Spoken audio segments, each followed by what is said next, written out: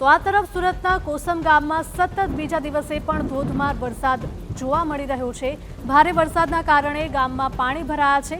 વાહન ચાલકો અને રાહદારીઓને ભારે હાલાકી વેઠવાનો વારો આવ્યો છે। તો પાણી ભરાઈ જવાથી અનેક વાહનો પણ બંધ પડી ગયા છે।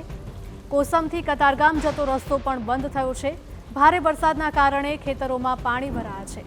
તો સુરત શહેરમાં ભારે વરસાદના કારણે અનેક સ્થળોએ જળબંબાકારની સ્થિતિ સર્જાઈ છે।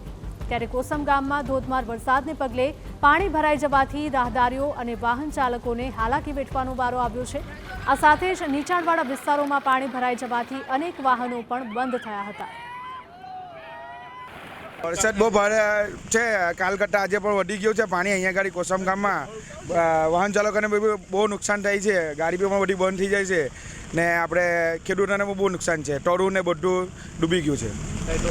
રસ્તો તો ખાસા ટાઈમથી બંધ છે પણ અમે બધાને ગાડી બધું પસાર કરી આપતા છે પેલી બાજુ ને સલાહ આપતા છે કે આ બાજુ જાઓ તમે। તો સુરતના અનેક વિસ્તારોમાં કંઈક આ જ પ્રકારની પરિસ્થિતિ જોવા મળી રહી છે। જ્યાં જુઓ ત્યાં જળબંબાકારની સ્થિતિ જોવા મળી રહી છે। રસ્તા હોય કે સોસાયટી તમામ જગ્યાએ જળભરાવ થયો છે।